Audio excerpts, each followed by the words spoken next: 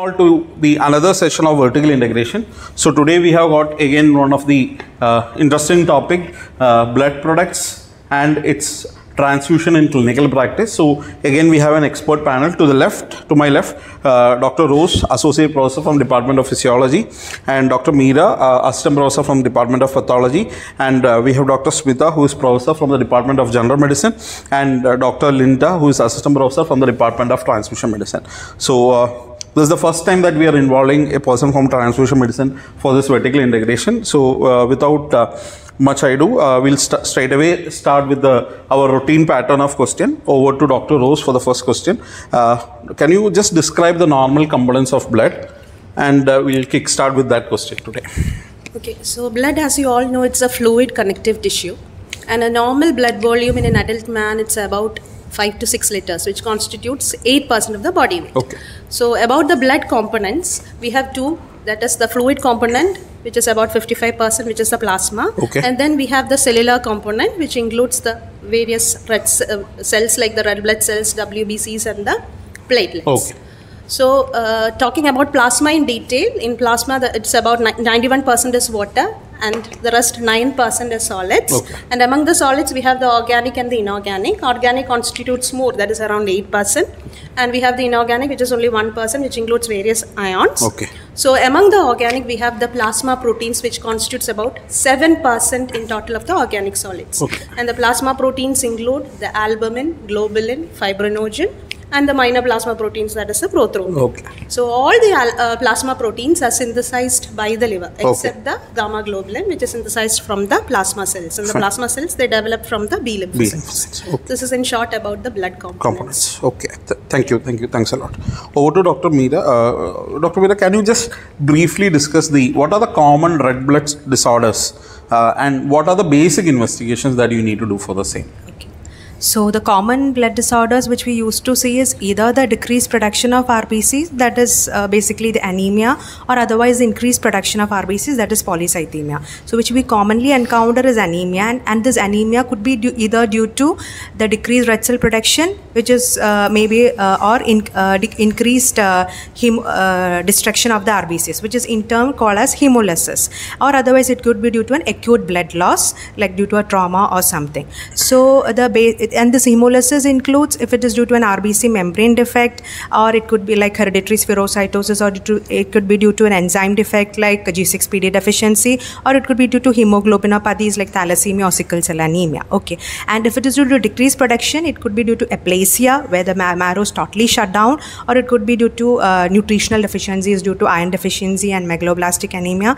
And in Indian scenario, most commonly we see is an iron deficiency anemia. So the basic panel which we could identify is this, doing a CBC, like which includes hemoglobin, MCV, MCH, and MCHC, and the retic count. If there is increased retic count, it can be due to either response to a treatment after IDA or due to hemolysis. If there is a low retic, it could be probably due to an underlying marrow disorder.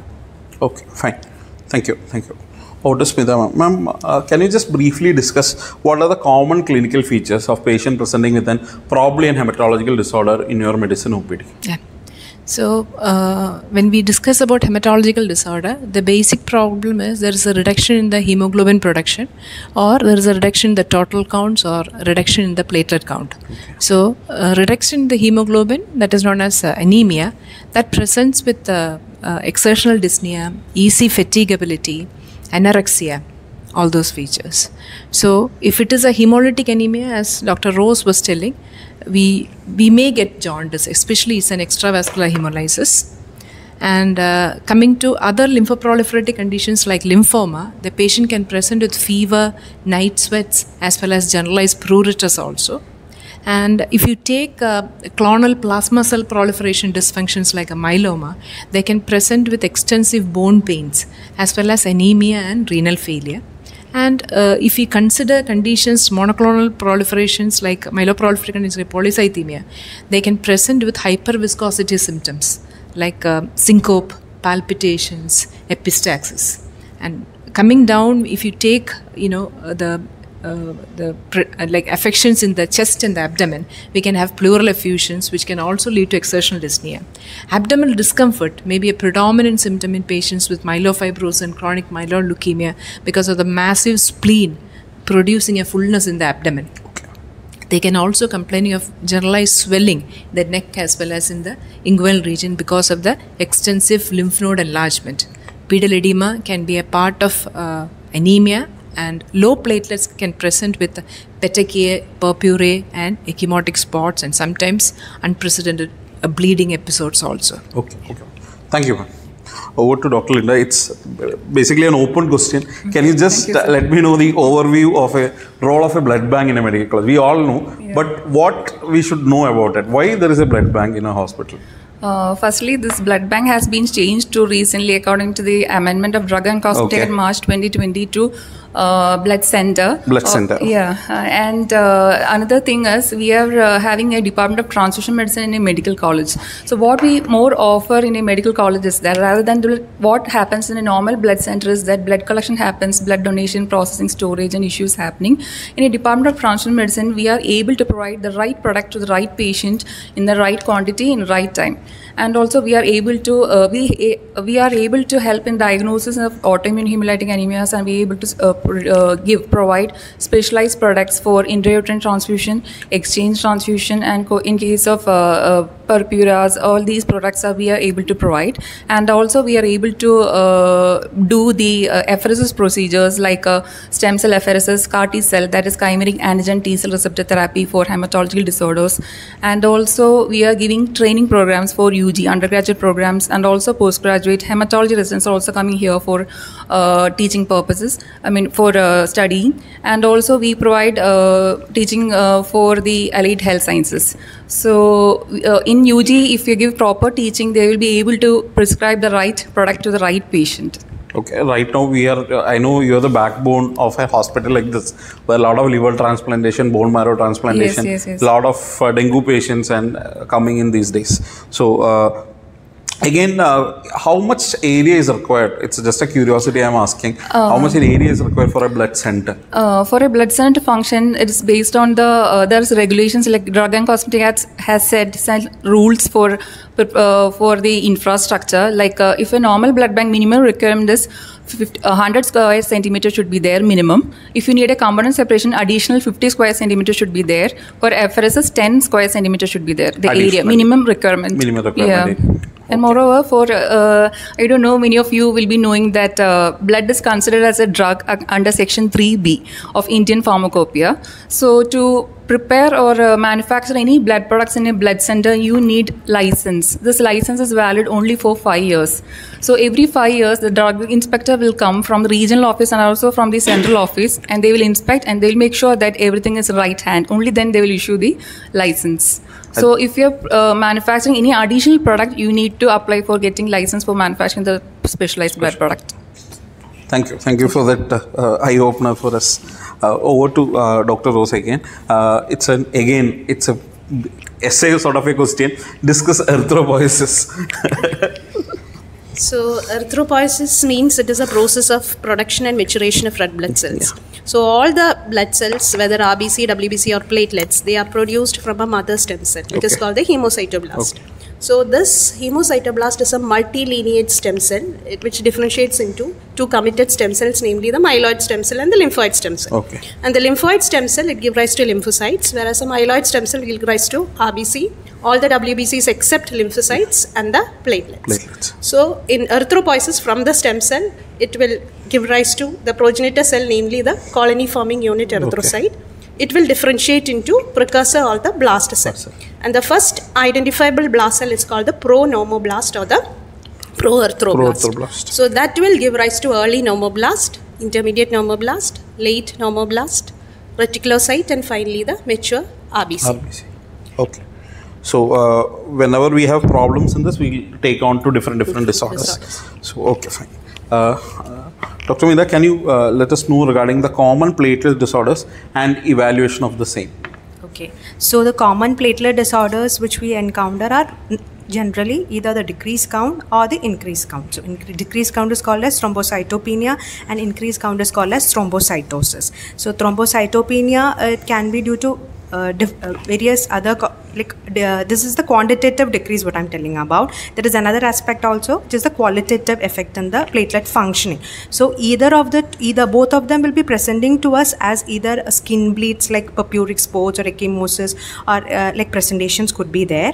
So in thrombocytopenia, when we are evaluating, we have to find out why it is actually. It may be either due to a peripheral destruction which is occurring, and peripheral destruction like which we see in ITP, which is immunogenic destruction which we see, or it can be due to certain infections like dengue fever or any viral illnesses, or it can be due to a drug intake, or otherwise if the marrow is again infiltrated by some sort of lymphoproliferative disorders, leukemia, even if MDS cases can also have thrombocytopenia. And thrombocytosis is also associated, it could be either reactive, which is due to the systemic inflammatory conditions which is going on throughout the body, or it could be associated due to a myeloproliferative neoplasms that can, like essential thrombocythemia or polycythemia, that can also lead to this is the quantitative. And in qualitative, which we commonly encounter are the Bernard-Soulier syndromes and Glanzmann thrombasthenia, where there is a defect in the platelet receptors due to which it cannot bind to either the vessel wall or the von Willebrand factor, which are required for proper clot formation or the bleeding primary hemostatic clot. Okay. Thank you. Again back to Ma'am Smita Ma'am, can you just tell the role of clinical examination whenever in case of hematological disorder patient? Clinical examination is very important in hematological disorder. If you, when you examine a patient, the most striking feature would be pallor. Of course, you have to look at the vitals as the general mentation of the patient. So, in a patient, if he's having febrile neutropenia or a CNS involvement as in meningitis, you can get altered sensorium.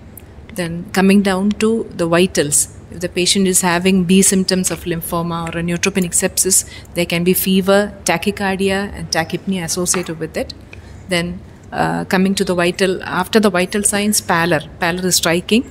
Jaundice may be present in hemolytic disorders, hemolytic anemias. Then coming down, we have extensive lymph node enlargement as part of lymphomas, which is an infiltrative disorder of the bone marrow. So we can get generalized contiguous lymphadenopathy. Non-contiguous sites are affected, lymphadenopathy involving both supradiaphragmatic as well as infradiaphragmatic. Supradiaphragmatic, the commonly involved nodes, submental, submandibular, then the superficial cervical, deep cervical, all these nodes we will be able to palpate, and they are very rubbery, matted and discrete nodes, which is characteristic of lymphoma. Then coming down, the oral cavity, never miss to look at the tonsils if the patient is suspecting of non-Hodgkin's lymphoma. Then look at the oral cavity for any palatal petechiae if the patient has dysfunctional platelets or very low platelet count. Coming down, look at the chest for any plethoric phase or a non-pulsatile JVP, as you see in an SVC obstruction in case of a mediastinal involvement in Hodgkin's lymphoma. Then look at the nails for the changes of the pallor. So the undersurface of the nail bed will be pale along with leukonychia or platonychia. Then coming down, it's just examination. We can get pleural effusions. So look for any reduced breath sounds as well as stony dullness on percussion. Abdomen, something which is strikingly there is a massive spleen. So in myelofibrosis as well as in chronic myeloid leukemia, you can see the spleen which is crossing the umbilicus. And when the splenic notch may be palpable, hepatomegaly is also seen. And coming down, the inguinal group of lymph nodes, epitrochlear group of lymph nodes, then pedal edema. So these are the, so striking is pallor along with other involvement. Thank you, ma'am. Thank you. Back to Dr. Linda. Can you just briefly let us know what is the process of blood collection and how each products are collected in the blood bank? We just give a request for one RDP or one half SDP or something. Yes, so yes. Can you let us know how the process is being done in the blood bank. Yeah. Any healthy donor who has met the specific donor selection criteria and who's generally fit and who has passed the health history assessment can donate blood. Once he's fit for donation, he goes to the phlebotomy room for bleeding. So under sterile aseptic precaution, we clean the area, and with the sterile blood bags, we collect the blood. So there's a shaker there for mixing the right quantity of anticoagulants with the blood for correct proper mixing. And normal duration is 6 to 8 minutes. If it exceeds, it's not good blood for preparing the plasma products and cryoprecipitate. So phlebotomy has to be clean. And after the blood donation, the donor is asked to wait for 8 to 10 minutes in the refreshment area to monitor any adverse donor reactions. After that, the blood is taken for component preparation. So in short, from one blood donation, the blood is divided into many components. It's based on differential centrifugation. So the blood is taken into the centrifuge for centrifugation. So based on the specific gravity of each blood products, RBC being heavier, it will settle down into the lower compartment, and platelet above and the plasma superficial. The RBC, the specific gravity is 1.08, and the platelet is 1.03, and plasma is 1.02. So it will be separated into 3 different layers. After that, this is with the manual expressor, it will be expressed into different bags for respective bags for each component. Platelet will go into the respective bag, plasma will go into the respective bag, and the PRBC will be in the mother bag. So the mother bag, that is the first bag, is attached with several satellite bags. It has to be sealed and separated. So each product has to be kept in separate temperature. PRBC is kept in 2 to 6 degrees Celsius, FFP minus 80 or less than minus 18 degrees Celsius, and cryoprecipitate minus 18 degrees Celsius. Plated is kept in 22 degrees Celsius. Okay. And depending upon the type of component which you are preparing, there are different spin. That is a heavy spin and a low spin. So if you're preparing in the first spin, that is heavy spin, it is usually around 3000 RPM.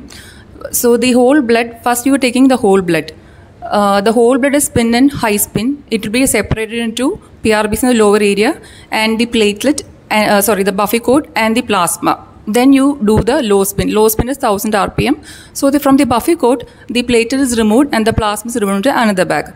If you're preparing cryoprecipitate, that is different. In cryoprecipitate, you do a high spin. So it will be divided into platelet per plasma and supernatant, PRBC in lower. Then the plasma is kept in 72 hours in minus 80 degrees Celsius. And this plasma is taken and stored at 4 degrees Celsius. So the initial spin for cryoprecipitate has to be 4 degrees Celsius. If you're preparing the platelet, the centrifugation should be in 22 degrees Celsius. That's the most important thing. So in cryoprecipitate, the plasma once is kept in minus 18 degrees Celsius for 72 hours is again thawed at 4 degrees Celsius till it becomes gel soft in consistency. Then it will again go high spin.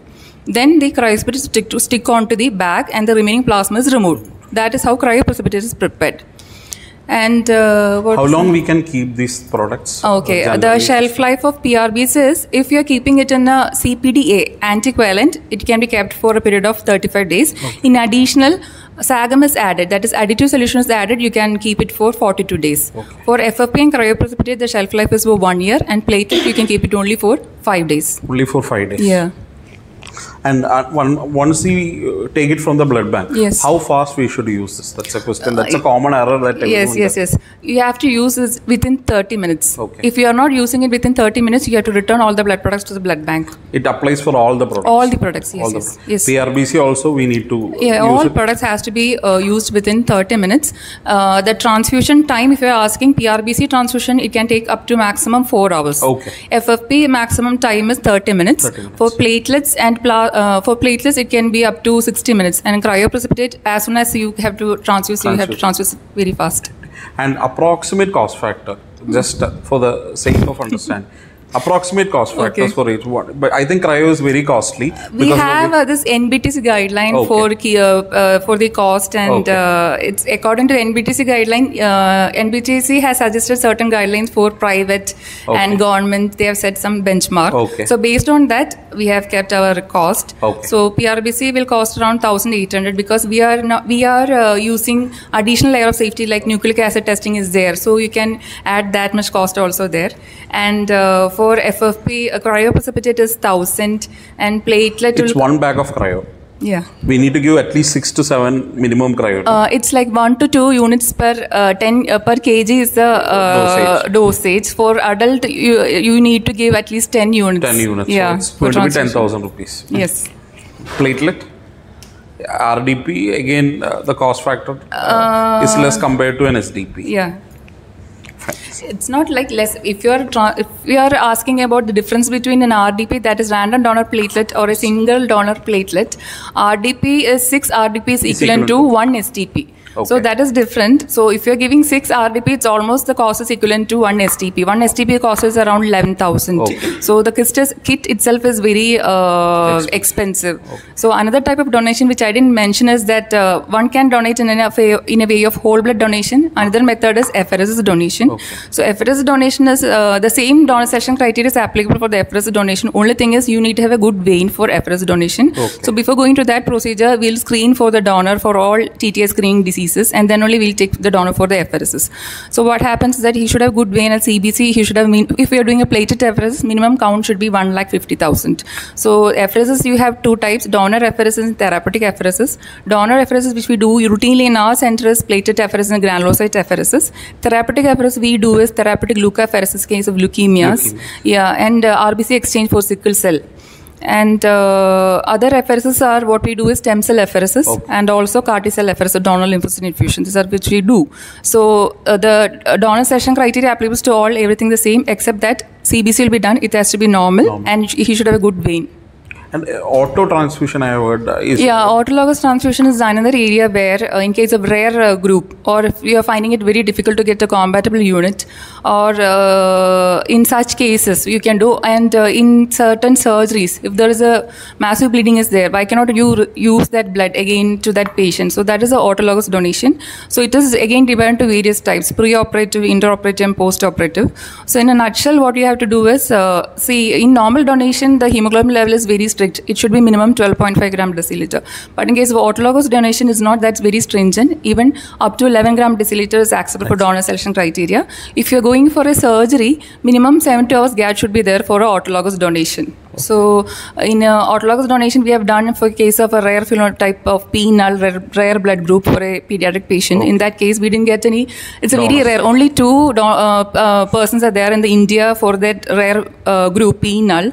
So it was very difficult for us to find a for a same group. So we contacted that person initially. So but because of logistic issues, we couldn't get that blood initially. So we did a autologous donation from that girl, and that was successful. But she required repeated surgeries. And next time, what we did was we got the blood from Nasik. Oh, thank you, thank you.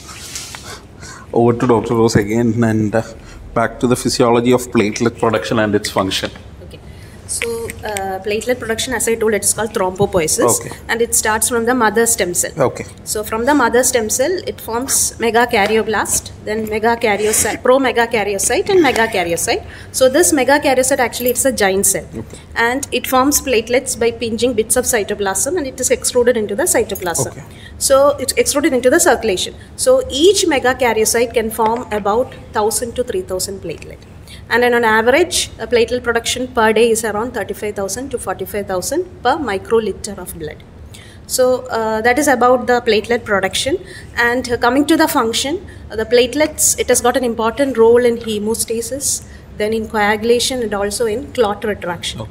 So what is hemostasis? Hemostasis means it is the spontaneous arrest of bleeding from the damaged vessels by physiological processes, and it involves 3 steps, namely the vasoconstriction, formation of temporary platelet plug or primary hemostasis, then the formation of the permanent or the definitive clot. So coming to the first step, that is vasoconstriction. The initial vasoconstriction is due to the direct effect of injury on the vascular smooth muscle, and later is by the serotonin and other vasoconstrictors, but that is being secreted from the platelets. Second is the temporary platelet plug formation or the primary hemostasis. That is, you all know that the blood vessels, they are lined by a vascular endothelium. So platelet, it cannot adhere to the normal vascular endothelium.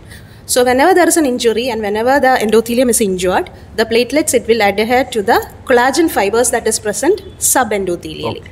So for this, you require platelet receptors. So as Dr. Meera told, one receptor is called the glycoprotein 1B. So this glycoprotein 1B, it combines with von Willebrand factor, which is secreted from the platelets and also from the vascular endothelium. They form a complex, and this complex will bind to the collagen fibers, and this binding will activate the platelets, and this platelets, the activated platelets will release the substances like ADP, serotonin, etc. And this is called the platelet release or release reaction. So the activated platelets will go and activate the nearby platelets, and thus leads to platelet aggregation. So these three are the properties of platelets, that is adhesion, activation and aggregation. So that forms the temporary platelet plug or the primary hemostasis. So as Dr. Meera told, the congenital absence of this glycoprotein 1B receptor will result in a syndrome called Bernard-Soulier syndrome. Now the second function of platelet is the role in coagulation, that is the platelet phospholipid is an essential cofactor in different steps of coagulation, and also the platelets, it has got a role in clot retraction. Okay. So the thrombostatin, which is a contractile element that is present in the platelets, it's important for the clot retraction. And this platelet, it has also got minor functions like storage and transport of substances like platelet-derived growth factor, serotonin, and also the platelets play a minor role in phagocytic function as well. Okay. Thank you, Dr. Meera. And one of the common investigation that we ask for is a peripheral blood smear for assessment of hematologic disorder and bone marrow study. Ultimate answer what we ask is do a bone marrow, we'll get an answer for all the hematological study. Can you just elaborate the role of these investigations? So basically the peripheral blood findings and bone marrow studies are basically done to evaluate what the cause of penia is there in the peripheral blood. Penia always means there is a decrease in the count, or otherwise if there is an increase in the count, cytosis. So one or the other reasons which we interfere. So so if the patient presents with a pancytopenia, simply, so all the lineages will be in towards the lower side. So and if it's an other causes of pancytopenia are excluded, like CLD can cause pancytopenia, or even a transient viral infection cause pancytopenia. So if such causes are excluded, then we'll do a bone marrow assessment to see where exactly the causes lie. If it's due to either even acute leukemia can cause pancytopenia. Otherwise, if the total shutdown of the marrow, that's called as bone marrow failure syndromes, can also cause pancytopenia. So one is the evaluation of the pancytopenia is one of the most important thing. Even if it's not a pancytopenia, if there is an unexplained penias in any of the lineages like anemia, a thrombocytopenia, a PBS is otherwise mandatory, or if not explained, you can do a bone marrow. So in cases of acute leukemia, as we all know, there is infiltration or there is increase in the blast more than 20% in the peripheral blood or the bone marrow. So in that cases, what we do is, if the PBS is getting a threshold count of less than 20%, we are supposed to do a marrow to confirm the blast percentage and to give a confirmed diagnosis. But even if the peripheral blood has more than 20%, if it's acute leukemia also, nowadays bone marrows are done in order for karyotyping, FISH studies and molecular studies, which are very important for the risk stratification of the patient. Most of the classifications of leukemia are based on this. So that also mandates an bone marrow diagnosis. And when coming to the other etiologies like myelodysplastic syndromes, plasma cell neoplasms. In plasma cell neoplasms, the plasma cell burden has to be enumerated, and which is revealed by this bone marrow studies. And in myeloproliferative neoplasms, etc., will be having a definitive aspirate and a biopsy pictures. So, and with corroborating with the molecular studies, we could give a complete picture. And the most important thing is in anemia. In anemia, what we can do is, we can either find out if it's due to an iron deficiency anemia. Just a PBS can help you out with this when it's an iron deficiency anemia or hemolytic anemia. So as you all know, in hemolytic anemias, you will have the polychromasias, you will have microcytic hypochromic pleatures and teardrop cells, target cells, etc. with NRBCs in thalassemia, sickle cells in sickle cell anemia. And in IDA, you will be definitely having microcytic hypochromic cells with, and when correlating with the iron studies, an idea could be assured. Okay, thank you. Ma'am, can you, we have elaborated regarding peripheral blood smear and bone marrow. Can you just tell regarding further investigation what all needed for a patient with hematological disorders? So, adding to what Dr. Meera said, if it is an iron deficiency anemia, then we will be asking for a serum iron level as well as total iron binding capacity, which will be increased, and that will serum iron divided by TIBC will give us transferrin saturation. So transferrin is a receptor which is saturated with iron. If it is less than 20%, that means the patient has low iron stores. So we'll have to give supplemental or IV iron. Then in case of megaloblastic anemia, if you're getting that, if you have excluded other etiologies, if you want to make sure vitamin B12 or folate is the culprit, we have to do a vitamin B12 or folate level. Then coming to the hemolytic anemias, which she has already explained about the crenated RBCs and histiocytes which we get in the peripheral smear. So other than that, the blood will show features of lysis in the form of an increased LDH, which is an enzyme, intravascular enzyme, intracellular enzyme. So elevated LDH, indirect hyperbilirubinemia, and reduced haptoglobin and hemopexin, because intravascular hemolysis, the heme binds to these proteins and get excreted. So these are the other tests that we will be doing. And in case of multiple myeloma, we will be doing, there is a monoclonal gammopathy, there is increase in the single clone of immunoglobulins. So we will be doing a serum protein electrophoresis to know the gammopathy and a quantitative analysis of the immunoglobulins also. And in polycythemia rubra vera, there is a enzyme, Janus kinase mutation will be there. So usually hematology people will be ordering for that mutation in these disorders. And if it is a secondary vasculitis resulting in bone marrow dysfunction like SLE, then an ANA profile would benefit. And sarcoidosis, vasculitis, these are other conditions which can have bone marrow affection. So other than what what Dr. Meera said, other things is we have to look at not only the marrow and the blood, but we have to look at the extranodal sites and the amount of lymph nodal enlargement created by the leukemic infiltrations. So definitely we need imaging for that. So previously when PET-CT everything was not available, we would go by an ultrasound of the neck where the matted nodes will be seen and they will show loss of fatty hilum. So we will take FNAC from the node which is larger and which is showing a poor fatty hilum.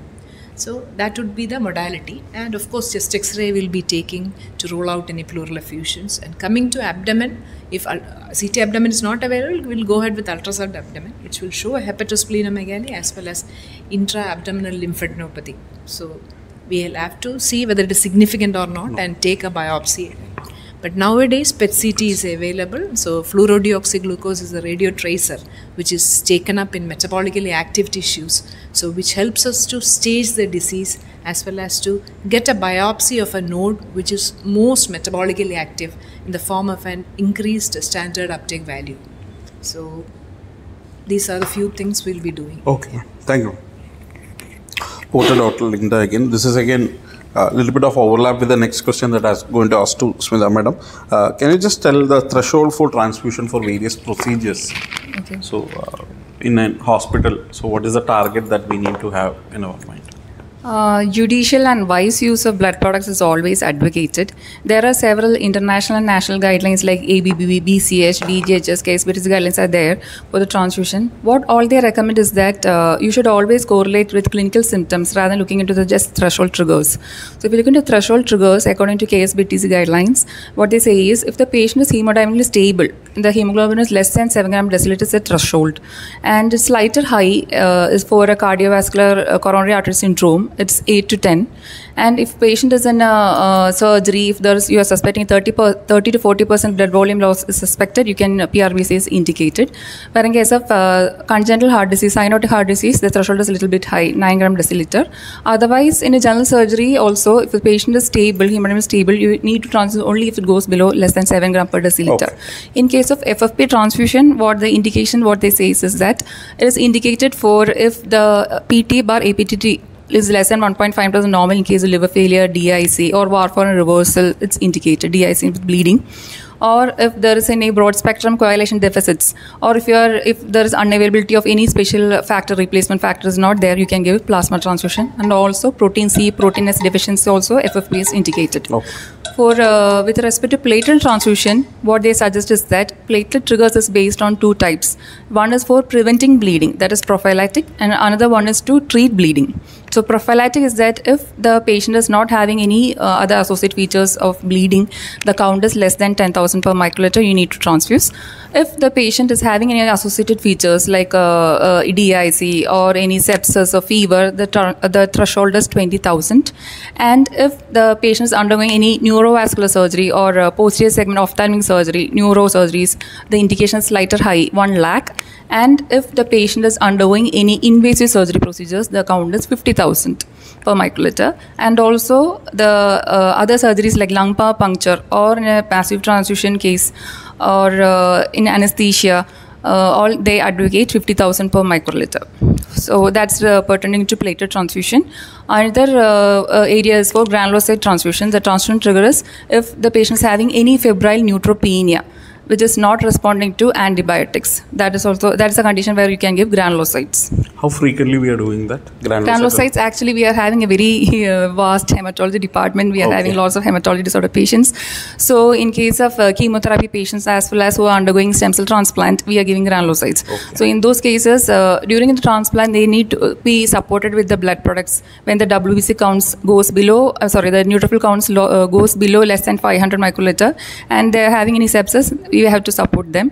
Or any patients having very infections, not responding to antimicrobial therapy, febrile neutropenia, we need to support them. We are having a granulocyte apheresis every week, almost around 3. Oh. So even for a neutropenic sepsis, maybe a drug-induced neutropenic sepsis, can we use this? Drug-induced, I have not seen any indication as such. I have not... we had few patients with methotrexate-induced neutropenic sepsis, which took time for the count to increase. Okay. So even after giving fulvinic acid and all those things, it might take another 3 to 5 days. Maybe the early phase, that's just out of curiosity. Okay. Definitely, I think we can give. Okay. Because in chemotherapy-induced neutropenia, during the 8th or 9th day, if the count falls, less than 500, great for neutropenia. Usually, the 2nd or 3rd day, we give 1 or 2 shots of GM-CSF. We give granulocyte colony stimulation factor, but the granulocyte as such transfusion is what I was curious. GCSF we used to give. We can give granulocyte colony stimulation factor. This is granulocyte per se. This is that what say it is granulocyte per se as such. We have not received any request for that special indication. Yeah. But otherwise, it can be given. It can be given. It can be given in 2 forms. One is a Buffy-Coat method. Okay. So granulocyte apheresis is a unique one because the donor has to come. He has to take GCS injection prior to this granulocyte apheresis, and he needs to take DEXA also, and he needs to have a good vein like any normal apheresis. Buffy-Coat is a byproduct which we are not using. It is a byproduct of blood component preparation. So ideally, 10 units of Buffy-Coat will be required for an adult dose. Okay. So that much is required. So it is not available. It is available only at request. Granulocytes. Okay. Buffy-Coat is available all the time in the blood bank. So that's the thing. And what you need to know is before this Buffy-Coat transfusion and granulocyte transfusion, we need some workups in the blood bank like cross matching. Everything has to be done. Okay. Then only we can issue. Okay. Thank you. And the last question to Dr. Rose, coagulation pathway, the intrinsic factor and the extrinsic factor, I think. As we know, blood, it remains in fluid state within the blood vessel. Yeah. So when blood is shed from the blood vessel or when blood is collected, it loses its fluidity and gets converted to a jelly-like mass called the coagulum or the clot. Okay. And this process is called blood coagulation or blood clotting. Okay. So the process of coagulation, it involves various cascade of reactions in which one clotting factor will activate the other clotting factor. And there are mainly 3 steps in coagulation. That is, one is the formation of prothrombin activator, then conversion of prothrombin to thrombin, and third is the conversion of soluble fibrinogen to insoluble fibrin. So first we will see the first step, that is the formation of prothrombin activator. It involves the 2 pathways, as we told. You have the extrinsic pathway and the intrinsic pathway. So when we'll talk about extrinsic pathway first. So whenever there is a tissue damage, a tissue thromboplastin is released, which is nothing but clotting factor 3.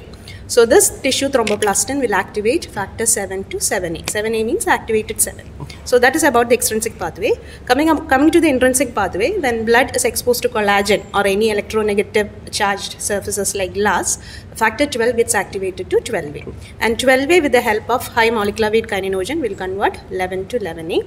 And 11A with the help of 7A from extrinsic pathway will convert 9 to 9A. Okay. And 9A with the help of 7A from extrinsic pathway, then 8A, calcium and phospholipid will convert 10 to 10A.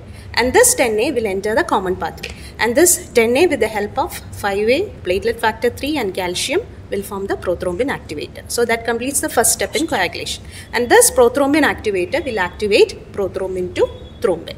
And thrombin, it converts fibrinogen molecule. It will cleave the it converts fibrinogen molecule into fibrin monomers. Okay. And this monomers, they are stabilized by the fibrin stabilizing factor, which is nothing but factor 13 with the help of calcium, and a stable clot is formed. And after the formation of a stable clot, the clot will shrink, expelling the serum out of it. And this process is called clot retraction. For this, thrombostenin, which is present in the platelet, is required. That is in short about coagulation. Okay, thank you.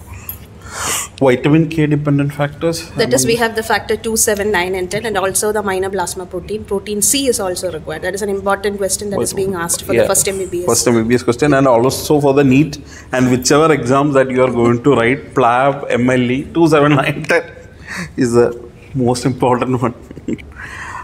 Can you just discuss regarding the various bleeding disorders? We will discuss regarding coagulation and various bleeding disorders and the PTNR, APTT, how to interpret all those investigations. Okay.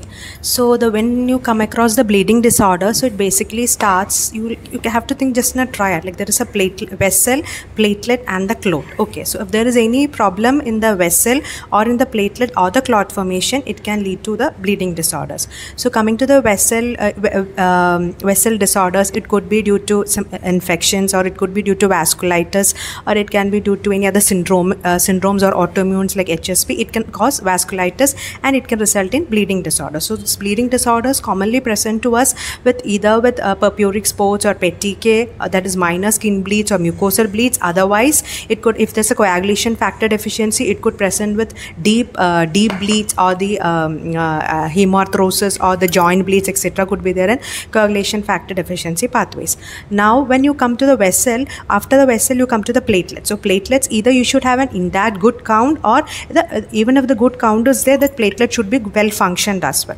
If there is a problem in either two, it can also result in bleeding disorder. So obviously in the thrombocytopenia, there is a chance that you could have bleed because the number is very less, and otherwise thrombocytopenia may be due to DIC, which is due to the sepsis, or it can be due to ITPs or any other autoimmune causes which is causing can cause thrombocytopenia. And as mentioned by Dr. Rose ma'am earlier, there's the platelet function defects like Bernard-Solia or Glanzmann thrombasthenia can also cause bleeding disorders. Now coming to the coagulation factor pathway deficiencies. So he has told there are different coagulation factors. So deficiencies can obviously produce bleeding symptoms, and commonly which we see are the skin like deep mucosal bleeds or joint bleeds, etc.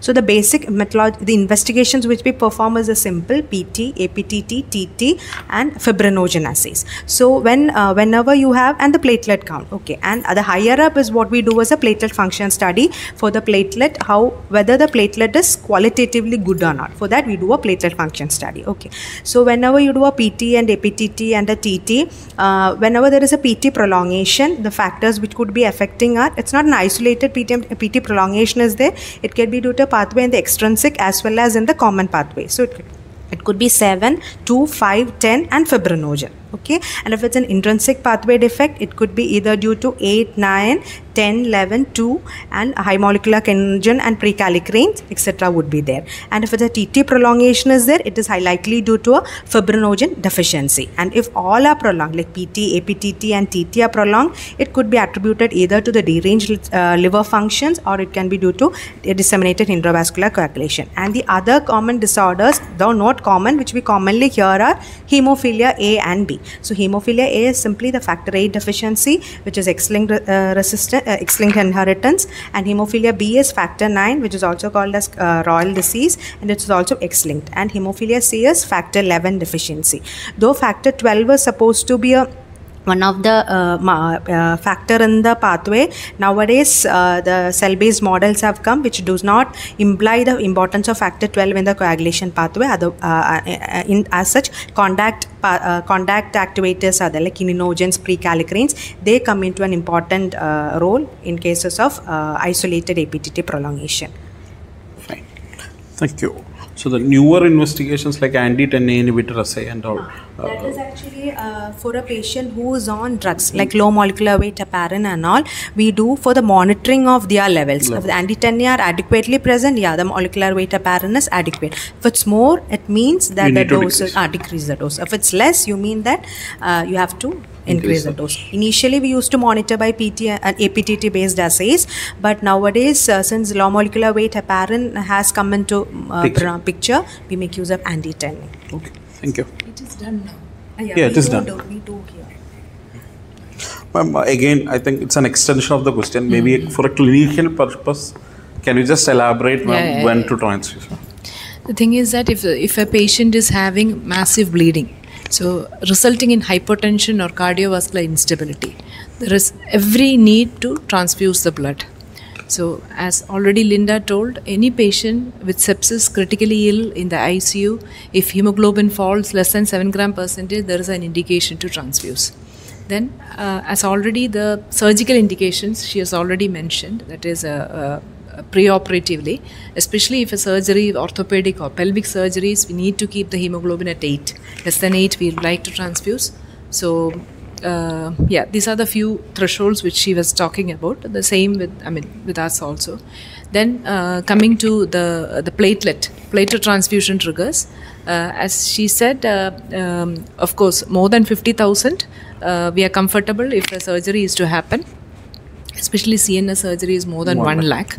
But then the American Society of Hematology also says platelet count of less than 20,000, we should not be putting a central venous line, and 50,000 is required for a lumbar puncture. But then we do put central lines even with less than 20,000. So the thing is that the ultrasound guidance has come. So that has made it easier for us to do. So that is one thing. And FFPs will be required in acute and chronic liver failure with severe DIC, patients who require plasmapheresis for TTP. So these are the few conditions, and a massive blood transfusion protocol where there is consumption of the plasma proteins, or when we give PRBC, plasma proteins are not there, so there is chance of. These are the few indications where you give FFP. And another modality which we start using in the liver unit is the thromboelastogram. Yeah. So the viscoelastic properties of coagulation are studied here. So the platelet activation, the fibrin cross-linking, the prothrombin, cleaving of the prothrombin to thrombin and fibrin monomers, all these are studied. Blood is passed through a thromboelastogram, that is that machine which usually spins. There are Rotem and TEG. Rotem TEG in our institute. Yeah, Rotem TEG is there. So the thing is that if fibrinogen falls less than 150 and there is an increase in the K time and a reduction in the alpha angle, that is the clot formation time. So if it is there, then FFP or cryoprecipitate can be given. And as she already told, 5 ml per kilogram body, 5 to 10 ml kilogram body weight, and FFP is 15 to 20 ml per kilogram body weight. So around 1000 ml of FFP is required. And especially if the R time is the initiation of clotting. That is more than 14 to 21 seconds, again FFP needs to be transfused. And another use of Rotem or TEG is that when the platelet count less than 50,000 and with a low maximum amplitude value, call it. Yeah. So we need to transfuse platelets, either RDP or STP. Yes. RDP rises the platelets by 4,000 to 6,000. STP rises it by 30,000 to 40,000. So this is one new modality that we use. So again, thromboelastogram is one of the recent advances. Even in trauma transfusions, liver failure units, we used to do a lot of TEG. Thank you, ma'am. The last question to Dr. Linda: what are the recent advances that we can expect? So many things I have learned today. Can you tell what we are going to see in the future of transfusion medicine? Okay. Many recent advances have been happening in the transfusion medicine. So beginning from the donor area, In the bleeding area, we have blood bags. Any advanced blood bags comes with the side pouches and needle protectors. So what's useful of the side pouches? Initial 10 ml will be divided in side pouch. So it can prevent any bacterial contamination of blood products, especially platelets, which keep it in 20 degrees Celsius. Needle protectors for the safety of the technicians. And another point of care testing for hemoglobin estimation of the donor is that conventionally earlier we used to do copper sulfate method. Now we have HemoQ. And moving on to the next area, I've already explained about FRSS. That is another recent advances. And in TTI, that is transfusion-transmitted infection screening, we have the latest one to reduce the window period of infection known as nucleic acid testing. That is NAT. So conventionally, what we all do is serological testing, either in ELISA platform or KME. So in addition to that, we do NAT, where we detect the nucleic acid materials like DNA or RNA. So it provides safety. It detects the DNA materials or RNA materials of the HIV, HPCG, and HCV. And another one is the pathogen reduction technology. Since India is being a developing country, it's not being used here. Many of the outside countries, they are using this pathogen reduction technology for other bacteria, emerging, non-emerging infections, enveloped viruses like Mirasol technique, riboflavin, several technologies are there. Then component separation, what we are having is fully automated centrifuges there, where the full centrifugation along with component separation, everything will be done by that component centrifuge. So the blood bag will go into the respective blood bags. It will be sealed. You just have to take the component as such. No human interface is there in that case. That is another advantage. So moving on to the serology lab, the cross-match lab is. Earlier, we used to do the grouping and cross-matching in conventional tube method or grouping in slide method. We have now more advanced technology like column agglutination technology, and fully automation is also available now for grouping and cross-matching. So where we can implement various methods like column agglutination technology and solid phase red cell adherence assays are implemented. And additional tests what we can provide is antibody screening and antibody identification in case of multiple transfused patients where we get incompatible cross-matches. So what we do in antibody screening is that we can detect whatever antibody is there due to the aluminization, like a transfusion or transplant or a pregnancy. And antibody deficient will specifically detect which antibody is causing this problem. And phenotyping of the RBCs will detect which antigen is negative. Ideally, you should provide blood which is negative for that particular antigen which is causing incompatibility. Okay, so that is advancement in the immunohematology. And in case of blood products, recent advances which we have seen is that artificial bloods like blood substitutes for RBC substitutes, platelet substitutes is been evolving now. And universal RBCs like stealth RBC or echo enzyme converted RBCs are being developing. In echo enzyme RBCs like O, it can be a universal donor. Like that, we can convert the B group and the A group into O group using an enzyme developed from a coffee bean. More specifically, B group is much more easier. A group is not that easier. So B group can be converted to O group, making it more easier for transfusion available. That is one thing. And stealth RBC is converting the RBC, it will be integrated with PEG form, so that lesser incompatibility or antibody indifference will be there. That's another one. This is all evolving. Yeah. And so what I have to say is, FRS I've already mentioned about the recent advances, CAR T-cell therapy, chimeric antigen T-cell therapy for malignancy. That is all of that. That comes under adoptive immunotherapy. So various advances being happening in transfusion medicine, but still blood cannot be substituted by anything. So blood cannot be manufactured. So only once the donor comes to the blood bank, we can substitute. We can provide the blood. So that is in a nutshell. Okay. Thank you all. Thank you, Dr. Dose, Dr. Meera, Dr. Smita, and Dr. Linda for that elaborative discussion on blood transfusion. I think this has been an eye-opener session for all of us, how to judiciously use blood and blood products. And thank you once again on behalf of Amrita School of Medicine. Thank you.